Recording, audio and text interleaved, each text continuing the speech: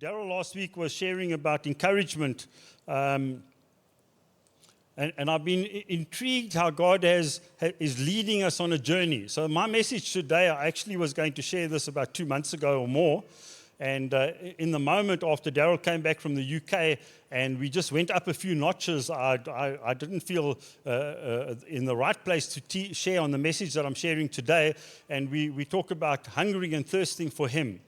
And God's been weaving a thread Sunday by Sunday, week by week, through us as a people of what He's doing. And there's an increase in the water level that's coming and we're experiencing. But Daryl said, what conquers discouragement is courage.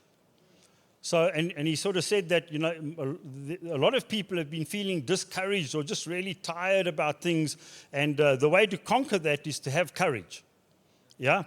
Courage is not the absence of challenges. It's the willingness to trust and hope in the Lord and to face the challenges head on. Now, you should have discussed that in your Connect group this week.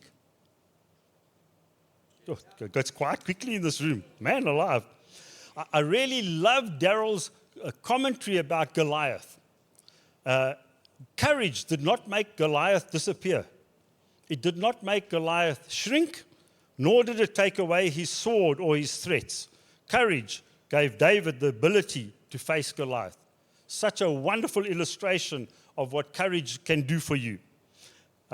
He went on in his closing thoughts and said, one of the enemy's tactics is to bring discouragement against us, causing us to give up. And that's one of the enemy's tactics, is to discourage you and then you stop. And we'll talk a little bit about that later in the message. It is often when we are moving into new territory with the Lord that discouragement comes. So when you're starting something new, then something happens to get you discouraged. And if you're newly married, there was a day in my newly married life when my wife put food in front of me and I took a mouthful and it was pretty much like rubber. And then I chewed it for a long time because I didn't know how I was going to tell her that it wasn't good. You know, and you get discouraged because you get frightened. If I say to her, this is not good, then, you know, how's she going to react to that, you know? So it took me quite a long time, and eventually I just swallowed. Couldn't chew it. I just swallowed what I had. And then I looked at her, and with much courage, I said, I can't eat this. And with that, she put a second spoon in her mouth and chewed it for a while and then said, neither can I.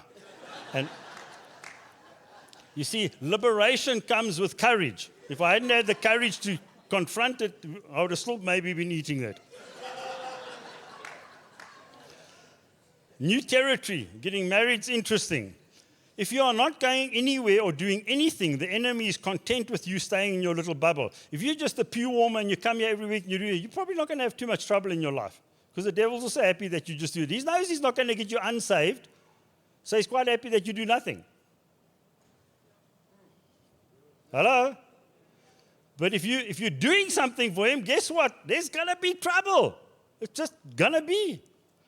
And then he went on to say, but when we are on the front lines advancing the kingdom, the enemy tries to discourage us, take away our courage, and prevent us from walking in obedience.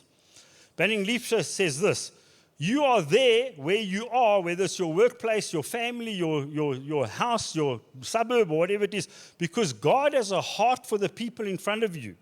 And He raised you up and sent you there for that reason, to be a light there in there, my own addition. You see, God set us up this morning, right from the launch, the songs that we sang, the transition, the announcements, the offering. He set us up for what I'm going to share with you this morning. If you are paying attention to all of that, you wouldn't need to listen to my message. But I've already worked out you didn't discuss that stuff in Connect Group this week, so you need to listen to my message. Because, okay. Sorry, I'm going to pick on you this morning. So this morning we're going to talk a little bit about Joseph. What do you know about Joseph? Well, most of us know some of the stories around Joseph. We probably know that he was a dreamer and he had dreams. And you probably know that he was sold into slavery. And you probably know that he worked for Potiphar, or you've heard it. And if you've watched the musical, you know, Potiphar. So it goes on. Sorry, Johan, I need some vocal training probably. But we listen to the music and the musical, and we think there are things that are not really in the line of the scripture, but it's a good story, yeah? And then he goes to prison, and he has the cupbearer and the baker have some dreams, and he interprets them, and the end result is he becomes second in charge of Egypt.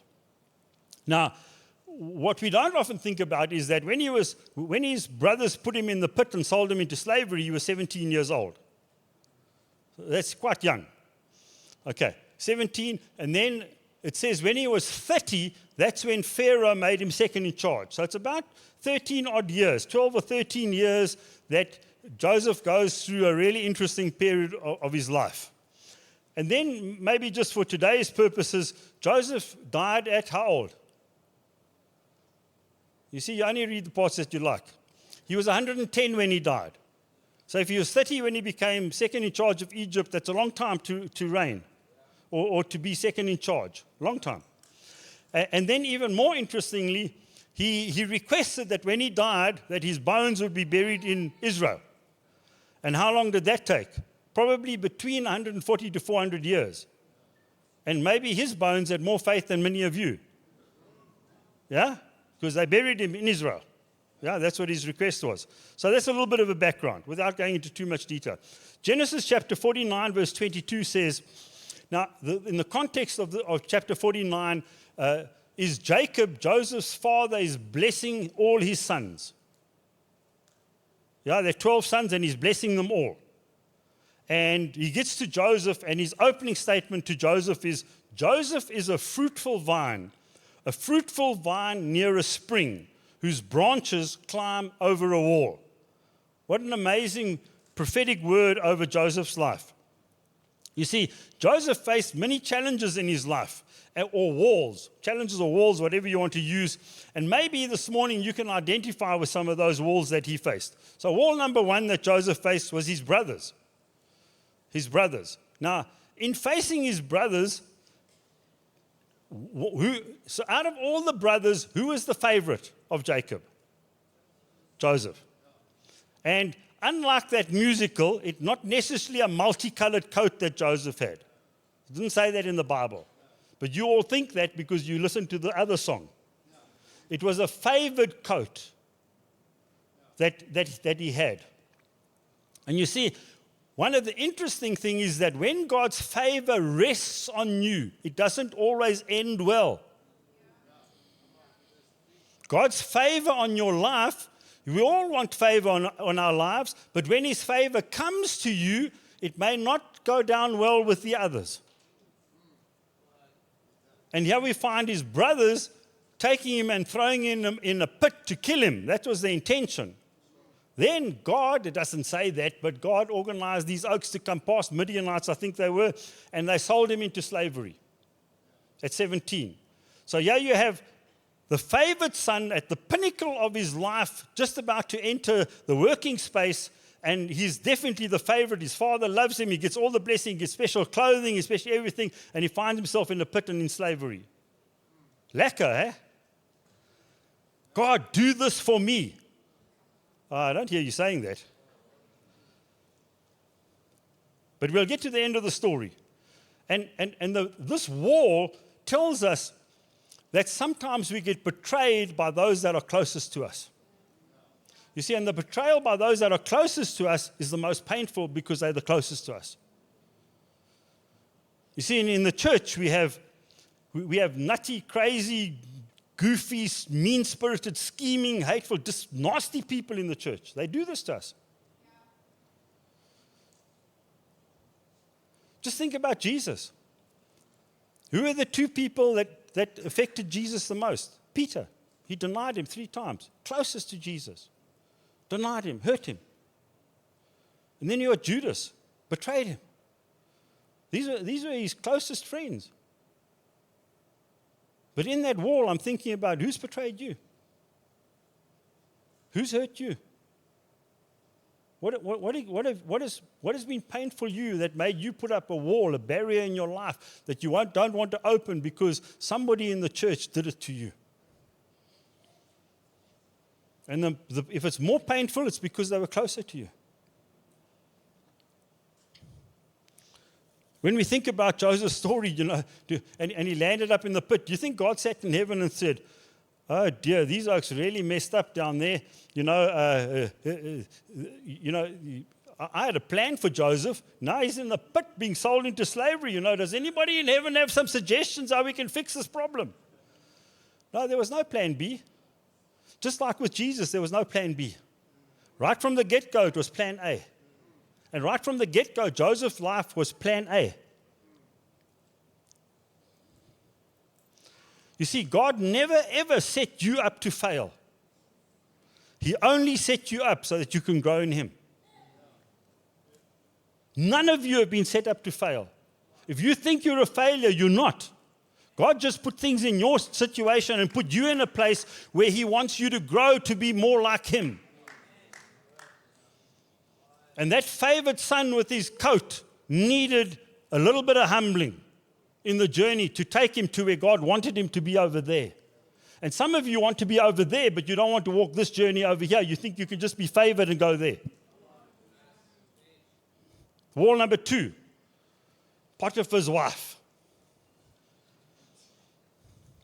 Now, probably Joseph was probably around 25, 26 at this point of his life, maybe 27, we don't know, it doesn't tell us.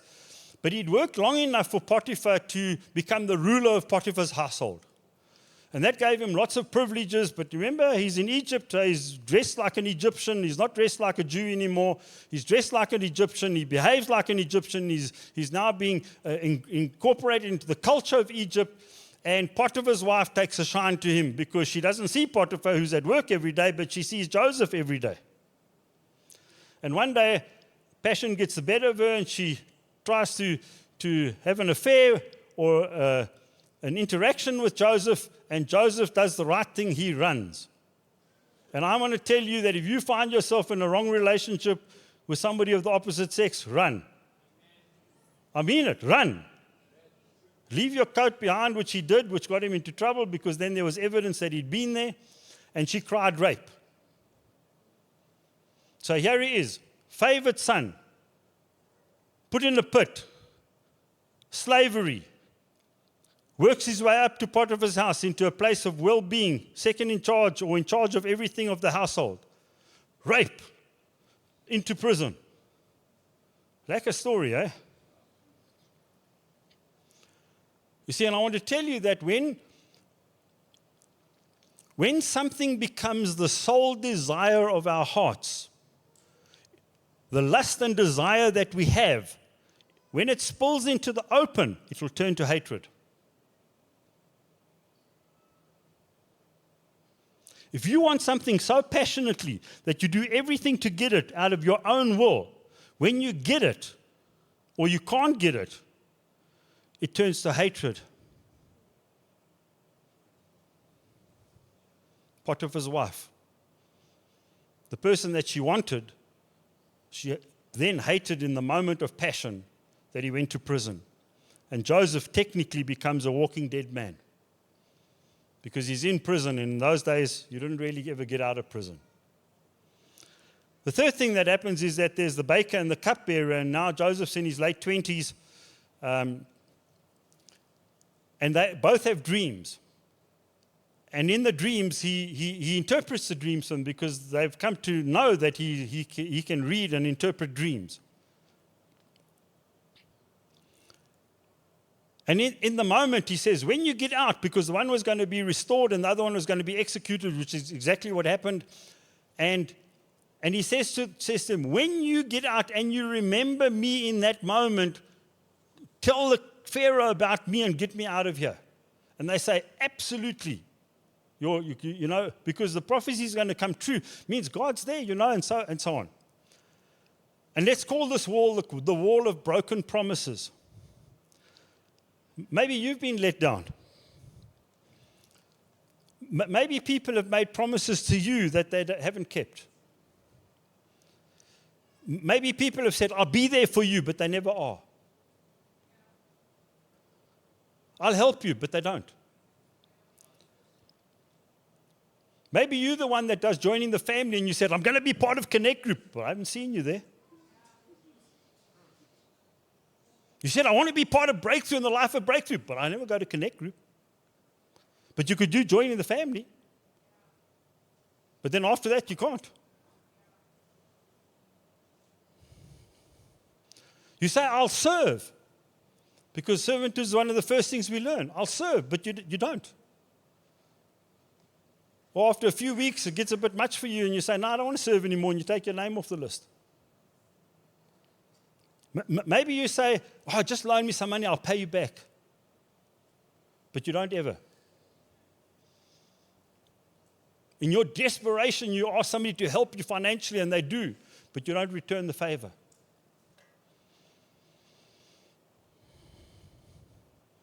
You even say, trust me, I promise I'll pay this back, but you don't.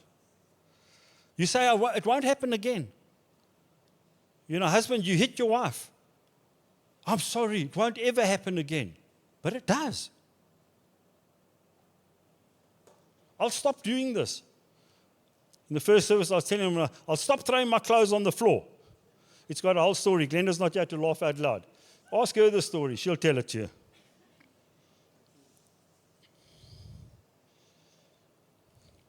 There came a day when I had to learn how to pick up my own clothes off the floor. Just telling you. Because it doesn't help saying, I won't or I'll do it later. Wall number 4. Wall number 4 is a good wall. It's the wall about Pharaoh and his dreams. You see, did any of you ever watch the A-Team on TV? The A-Team. It's saying, I love it when a plan comes together every end of every episode. And I love it when a plan comes together because after all these years, Joseph's 30, the plan comes together. God's plan for Joseph comes together. Wanted to be killed, slavery, rising in the ranks, going to prison, rising in the ranks, all for one purpose. But I tell you, that purpose took courage on Joseph's part. Because when Pharaoh said, can you interpret dreams? Suddenly, the cupbearer, suddenly he had flashbacks. Whoa, there's an oak in prison that can do this. He's forgotten about him. And they get him out of prison and clean him up and send him to Pharaoh. And he interprets Pharaoh's dreams for him. And in the midst of sharing the dream with him, because Joseph doesn't know what the consequence of that's going to be, he's telling Pharaoh there's going to be a famine for 7 years. Sorry, lots of food for 7 years and then a famine for 7 years. That takes courage to say that, and Pharaoh takes courage because he says, well, I need somebody who can handle that. And he puts Joseph second in charge of Egypt. So those are the 4 walls. But what do we do when we face these walls? What are some of the things we behave in, our behavior? What does it look like when we face these obstacles? The first one is that we just stare at it. We pretend that it isn't there. You live in denial. When I say to you, how are your kids? No, my kids are fine. You haven't spoken to them for 6 months. I remember a particular family. This was many years ago, and before things became very more common. It was very uncommon for kids to have drugs back in the day, school-going kids. And they caught this kid with drugs. And when the cops went to the parents' house, they just looked at the cops and said, it's impossible, my daughter would never do that. But she did. When I ask you, how's your marriage going? Fine. You've given the silent treatment for 5 days already, but it's fine. My business, whoa, we're making money, man. New opportunities every week. My personal finances, oh, great. We go out every other night to a restaurant. You don't tell me what your credit card looks like. How's your health? Wonderful. Stand up with me.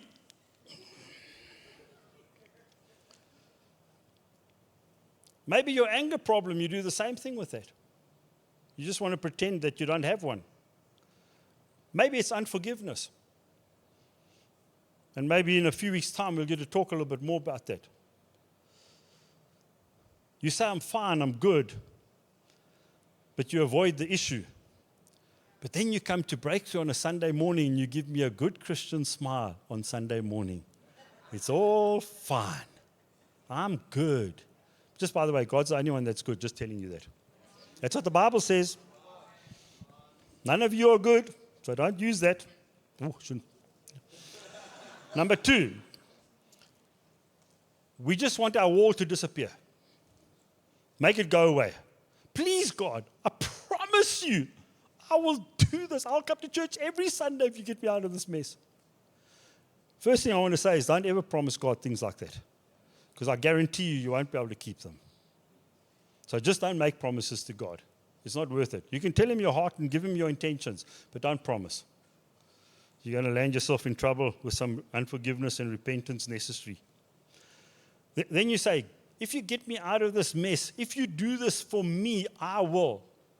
If you restore my marriage, I will. If you get my kids out of the mess, I will. If you take my debt away, I will. I was telling them in the first service that when I was at university, I got a fine for going through a traffic light. It wasn't a lot of money. I think it was 40 rand.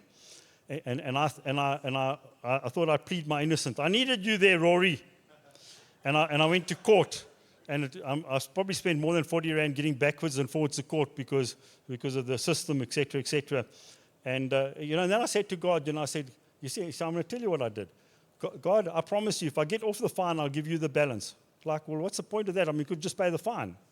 It's $40 whether I give 10, whether I pay 10 to the department and 30 into the tithing and offering, or it's still $40 that I haven't got. I've saved nothing, And it's a long story, but they offered for me to pay it off 1 rand a month. Back in the day, things were good back in the day, yeah.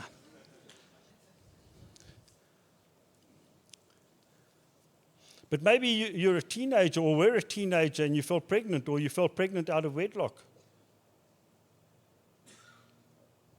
And you just wish the wall would go away.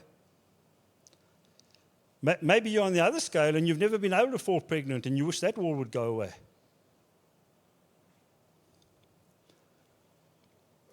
Maybe you're afraid of cancer, or you have cancer of some kind, and you wish it would just disappear.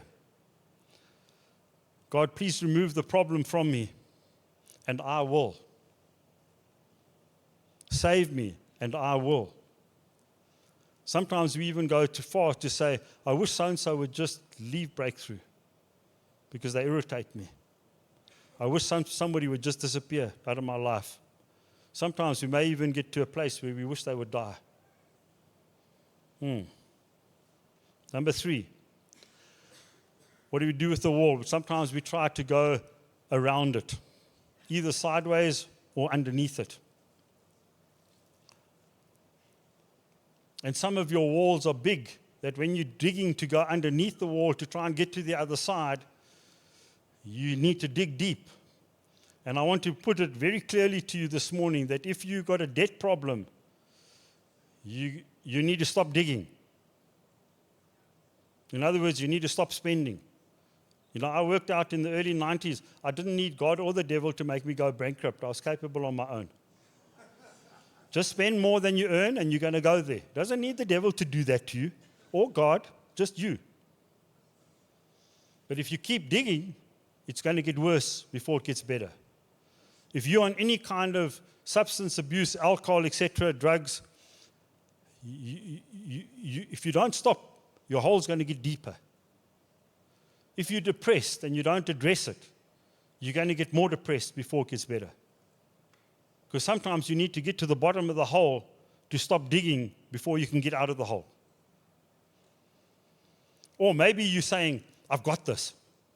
I just drink the occasional, pop the occasional tablet, drink the occasional beer every hour.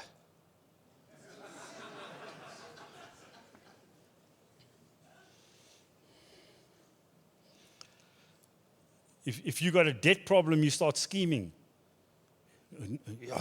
God's going to give me a good idea that I'm going to make money. Just stop spending. Sometimes you're going to need somebody else to help you to get out of the pit. No matter how deep you go or how wide you try and get around it, you won't be able to do it on your own. You're going to need somebody to help you. For Joseph, his help came in the form of slave traders. Yeah? That's what got him out of the pit of death. Traders that were passing by. Opportunistically? I doubt it. God orchestrated? Absolutely. Number 4, We run from them. We Christianize it. We say, God called me to Cape Town. Amazing. Amazing. God called me to go to China or wherever you decide. But all you're doing is running away from what God's trying to do in your life. And what are some of the symptoms of running away from God? We don't go to Connect Group. We stop. The very place where you can get the most help and the best support in your journey is right there in the Connect Group, but you don't go. So when the crisis comes, pawpaw hits the fan, you lose your job, you don't have any money for food, there's nobody to help you because you've been nowhere. I don't know you. In the Connect Group, that's where I get to know you. Sunday's not where I get to know you. Yeah, I can have coffee with you downstairs and have a chat, but that's not really where I connect with you. Connect Group's where I really get to connect with you and find out what's actually going on in your life. That's why you need to be there. I'm not trying to say it because we're trying to, whatever other thing you're thinking about.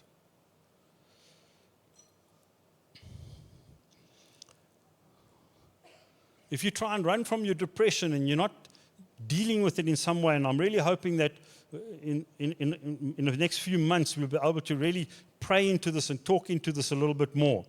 But you may get to a place where you have suicidal thoughts. It's not a good place to be. I've had enough friends who've committed suicide and people who've tried. People that I know, personally know.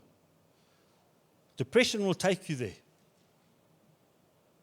You can try and run from it and say, I've got it all under control. But in the dark moments, it doesn't look good. Or number 5, you can go up and over the wall like Joseph. What does Genesis 49 say? Joseph is a fruitful vine near a spring, whose branches climb over a wall. Isn't it interesting that he spent 13 years in the house of Pharaoh, or in his journey, that throughout that period, because the last instructions that he had about the God of the living, Jehovah God, was when he was 17. But it's interesting that when he's 30 and plus, he talks about God like he knows him personally. But for 13 years, he followed the ways of the Egyptians and probably had to worship their idols, etc. So his godly tea, he didn't have church every Sunday to help him as a support system. And I want to encourage you this morning to stay connected to your destiny. You see, what is the thing that when you gave your heart to Jesus and he came to live inside of you, what was the thing that he birthed inside of you that gave you dreams in him? What have you done with those? What have you done with the dreams, the prophetic words that God spoke over your life? When last did you read the prophetic words of your life? I've got prophetic words written from the 1980s. I read them. I read the promises of God over my life. I wonder if you can even recall them, but you know that you had them at some point. But stay connected to your destiny. Joseph stayed connected to his destiny, regardless of the circumstances he found himself in. And in that, keep doing what you know what to do. Never lose sight of God in the journey. You see, you and I, we are a testimony in the making. When I was in China and people used to travel on holiday and they came back, this conversation never happened. How was your holiday to Mauritius? Oh, it was lekker. What did you do there? We had fun. What did you eat? Was it good? Yeah. There's no testimony, there's no story in that. But if you come back from Mauritius and say, oh, the flight got delayed and we missed this and this happened and, and then we were doing this and, somebody fell out the sky and say, there's a story here. If you want a testimony, you've got to have a story. Joseph had a story. It wasn't pretty. I've got a story. But do you have a story? Are you a testimony in the making? Are you able to say, God did this for me. God led me like this. God showed me this, even through my bad times, even when I had no money, even when things were horrible, even whatever. Have you got a story? You see, the tests, the real tests that we face are not the situation that challenge our strengths. So for me, I grew up in a family we were really well disciplined. So I can have a slab of chocolate in my drawer and it can stay there for like 3 weeks. And I'll have a piece here today and I'll have 2 pieces tomorrow, and then I'll go a couple of days and don't have it. Open my drawer, I see them there, close it again, and so it'll go on. On the other hand, some of you give a slab of chocolate in your hand, 2 minutes later.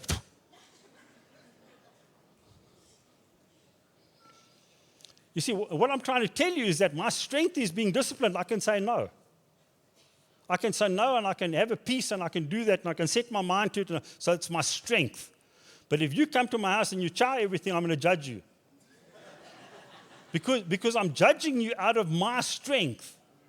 That's not the test that God's got on your life. The test is the ones that expose your weakness. You see, the weaknesses in your life, that's the test that God's got for you. What are you going to do with it? What are you going to do when you're in a hurry and the traffic lights are all red? What is the fruit of the Spirit in your life? You'll find out. Because the fruit of the Spirit only grows in dirty soil. It doesn't grow in healthy, good soil. You only learn patience when you're in a hurry and everything's against you. You only learn kindness when you don't want to. The enemy uses lies to make problems appear bigger than the solutions we carry. Because if you follow Jesus, we all have solutions in Him. There's nothing too big for God. Nothing. But the enemy is like a roaring lion. He's not a roaring lion. He just makes a noise like one, and it sounds like he's really big. But he's not. He's just a little mouse. You see, sometimes we fear things that don't even exist. Some of you fear cancer. You haven't got it, but you fear it. Some of you fear divorce, but because your family history. You're not divorced. You're not anywhere, but you fear it because of whatever. You see, I want to tell you this morning that there's no information that you can get that could be worse than your imagination. Your imagination is far bigger than any other information that you can get. I wonder what Joseph thought about for those 13 years. What was in his mind? When he was thrown in the pit, what was in his mind? A lot, I'm guessing. When he was taken by the slave traders, what was in his mind as they journeyed to Egypt over X many weeks? What are they going to do to me? What's it going to look like? What was in his mind? What did Joseph's father, Jacob, think when he was presented with the coat covered in blood and told that animals had killed his favorite son?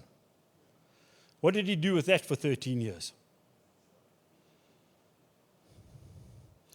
You see, some of us live, but we don't breathe. We exist, but we don't actually carry the presence of God. And then most people who get offended or face these walls, we believe that we're the only ones that are facing this. I'm the only one that's got debt. Woe is me. My problems are unique. Turn to your neighbor and say, I'm unique like everybody else.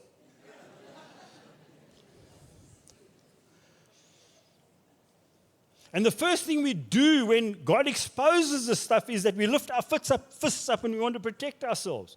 We want to whack the thing that's coming at us. We want to defend our position. We want to justify why me, am privileged in a sense, in the wrong way, to be suffering this thing, but nobody else's circumstances are like mine. You know, when my mom and my sister died within 3 months of each other, I discovered there were people that lost their whole family in one accident. And I discovered my little problem wasn't so big anymore. Because there were people that faced worse things than me. I love the story about Reinhard Bonnke when he was asked why he didn't react and why he didn't talk so much. He said, there's less to repent of. Because, we open this thing far too quickly and then you just got to repent.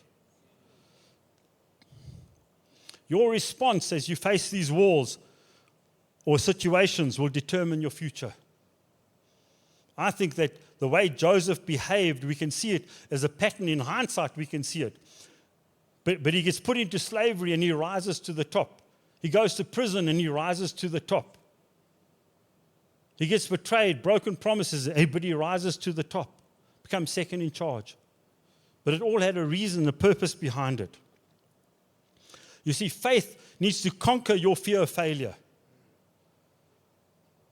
Faith needs to conquer your fear of failure if we're going to fully embrace a journey of transformation. There's no faith in, if you are good or kind to me, I will be to you. You see, faith means that I help Moses and Loretta and I do stuff for them, no expectation of getting anything back. Because as soon as you put a condition attached to it, there's no faith.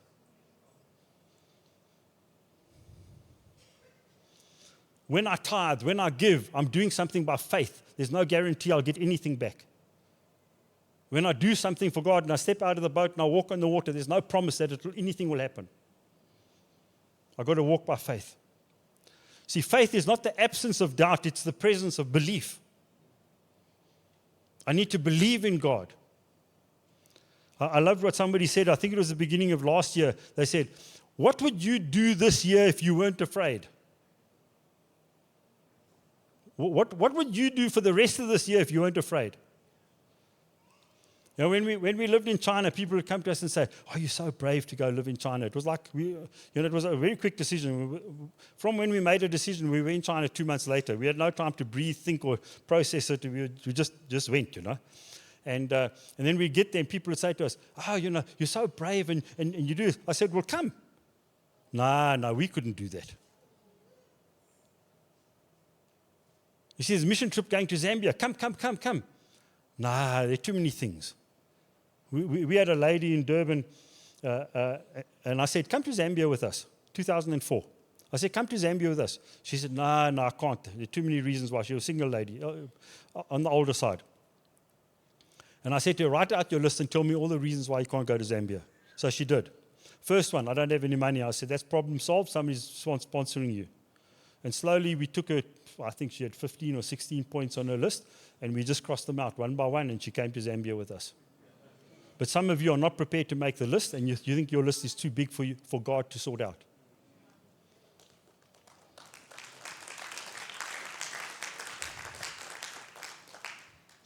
You see, am I living my faith on my terms, or am I living them on God's terms?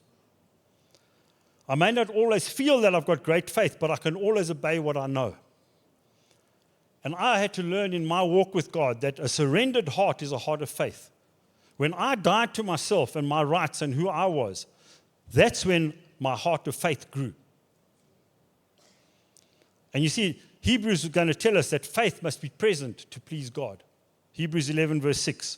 And without faith, it is impossible to please God. So you're going to need some faith if you're going to please God.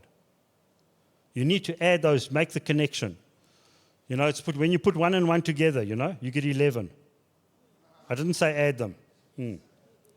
Because anyone who comes to him must believe that he exists and that he rewards those who earnestly seek him. And they're not talking about the Chinese guy Ernest Lee there, just by the way. It says that God rewards those who earnestly seek him. See, every part of my journey since I was filled with the Holy Spirit has carried an element of faith. Every step. It has to. Even when I'm guaranteed something, it still has an element of faith attached to it. And then there's grace. God's grace over our lives. People ask me, "How come your life has done this and this and this?" And I say, God's grace. I can't think that there was a magic formula. Why has my marriage lasted 40 years? God's grace. There's no magic formula. I don't have a formula for you. But I have God's grace. You see, Joseph was an overcomer. Genesis 49. Joseph is a fruitful vine near a spring, whose branches climb over a wall. You see, favor, God's favor over your life will take you up and over the wall. Like Joseph, show the people who treat you badly every kindness possible. Stay faithful. When Joseph had a chance to get even, he showed kindness and forgiveness to his brothers. I love the story of a person who stood at the window with all of God's blessings on that side. And he said, "How do I get through the window to get there?" They discovered the handle was on their side. You can open your window. After Jacob died, as I close, After Jacob died, his brothers were very worried because they thought, payback time, here it comes. Don't have to please Dad anymore. He's going to treat us really badly for what we did to him. But Genesis 45 verse 5 says, and now, do not be distressed and do not be angry with yourselves for selling me here, because it was to save lives that God sent me ahead of you. So then, it was not you who sent me here, but God. You see, when he ended up in the pit, it was God who sent him there. When he ended up with the slave traders, it was God who sent him there. When he ended up in Potiphar's house, it was God who sent him there. When he went to prison, it was God who sent him there. When he became second in charge of Egypt, it was God who sent him there. Because I think there were 72 of Jacob's family that eventually came to Egypt. But when they left Egypt 300-400 years later, it was between 1 and 3 million people. God had a plan. It was plan A, it wasn't plan B. Genesis 50, Joseph said to his brothers, don't be afraid. Am I in the place of God? Remember, he only had instructions up to 17 about this God thing. Am I in the place of God? You intended to harm me, but God intended it for good to accomplish what is now being done, the saving of many lives. So then don't be afraid. I will provide for you and your children. And he reassured them and spoke kindly to them. God never sets us up to fail, only to grow. Paul Manwaring summed it up beautifully, and I really love his saying. He wastes nothing. He gets us ready. Every experience that Joseph had was never wasted, because if he hadn't have done that journey, he could never have been second in charge. Yeah? Couldn't have.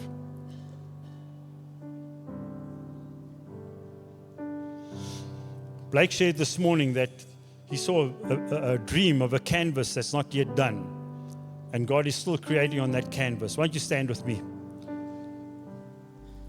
But how's your canvas looking this morning?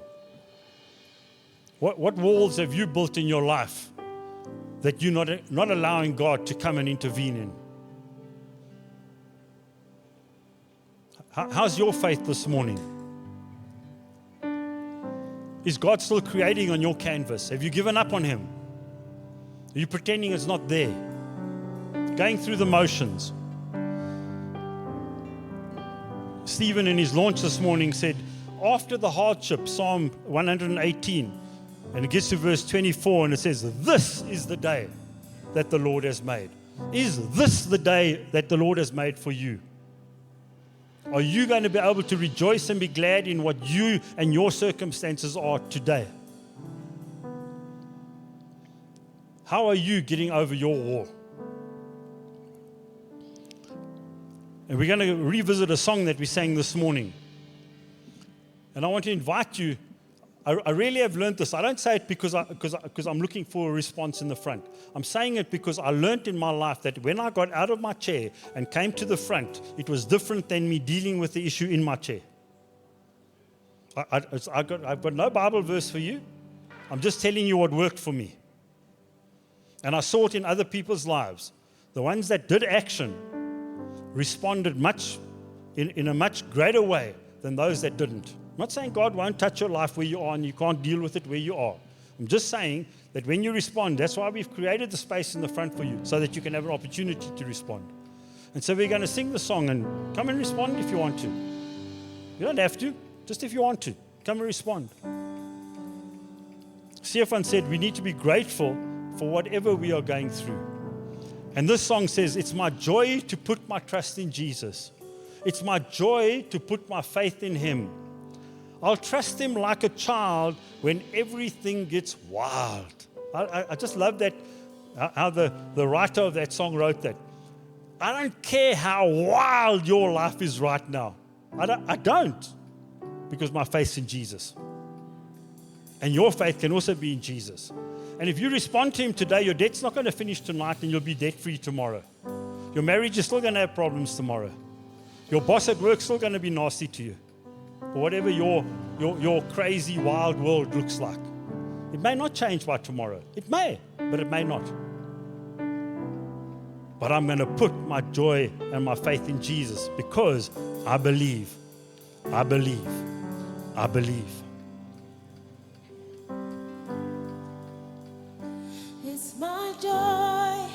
to put my trust in Jesus.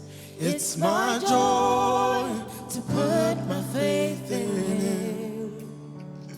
I'll trust Him like a child when everything is wrong. I believe, I believe, I believe. It's my joy to put my trust in Jesus. It's my joy to put my faith in